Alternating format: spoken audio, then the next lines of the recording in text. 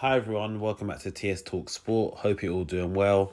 Now I know this review is coming out a bit late, following on from our friendly game against Brentford, which we lost 3-2 in. But I still thought it's good for me to give my thoughts and views on it. I've managed to look at the highlights a couple of times. The three odd minutes of it. And I've also watched a video with Arteta speaking to the team at Sky Sports regarding, our preparation in returning back to the Premier League. Now, more so on the game, it's never good to lose a game. That's the reality of it.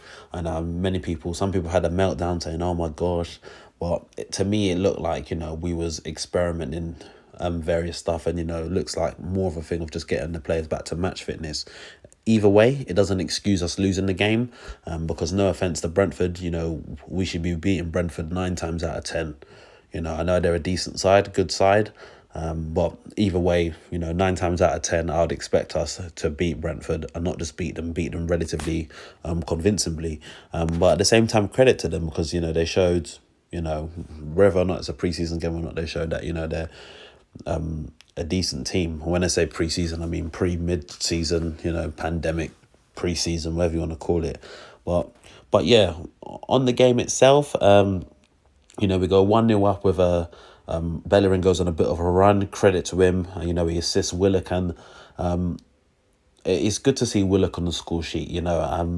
He's a player that I think if we get him in those attacking positions more so on the pitch, he can score goals. I think sometimes in some games this season, his decision making in those positions have been a bit wearied. I think it was against Bournemouth away in the league where he could have squared it to Lacazette or Aubameyang, where instead he went for the shot, it didn't quite come off. So, there's times where he's got to work on his decision making, but at the same time, I remember him scoring that rocket of a goal against Liverpool in the Carabao Cup. But yeah, we go 1-0 up through him, and, their equaliser was, I see Luis getting a lot of slack for it, and yes, he should. At the end of the day, he's not playing in the state, he's not playing cage football. Why trying to lob it over man's head like that? Who knows? But at the end of the day, he loses the ball. And for me, it's not good enough. But at the same time, I feel like we had enough time to prevent them scoring. Yes, each team moves the ball quick in transition and stuff, but I feel that there was enough done to kind of, prevent them scoring. Maybe the players are just going on this, no contact. No one's going to put in a tackle because it's not an important game. Who knows? But in a match game, I would expect someone to take a tactical foul in a competitive match. Let's say Man City on Wednesday, I'd expect someone to, maybe pick up a yellow card for a competitive foul. That's just my opinion on it. And then, following that, we go 2-1 up. Lacazette, decent finish.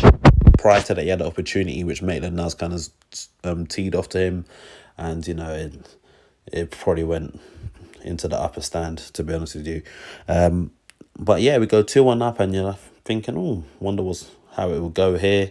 Then, the same Lacazette, he loses the ball like in the most silliest of places ever, and the attacker goes at Holding, and to be honest with you, Holding had no chance. And nothing against Rob Holding.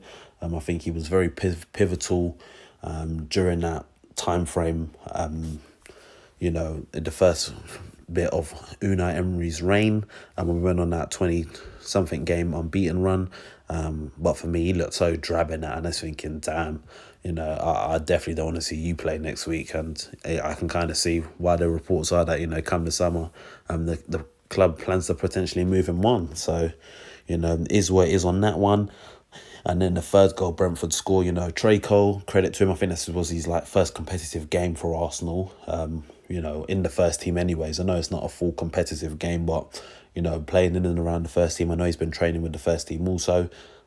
He didn't have that much minutes from what I saw. I believe he's only coming for maybe 5 to 7 minutes. But, he tracks back. He's playing off that right side. He tracks back, gets in to clear the ball away into Maitland-Niles, a man that, he wants to play in central midfield. This is what he says. He loses the ball on the edge of the box and they score from it. And I know Maitland-Niles is one of the things, he's a bit relaxed in possession at times. And, being relaxed with the ball sometimes is a good thing, but there's certain times it's not time to be relaxed. You need to be like really serious and ready to do this thing.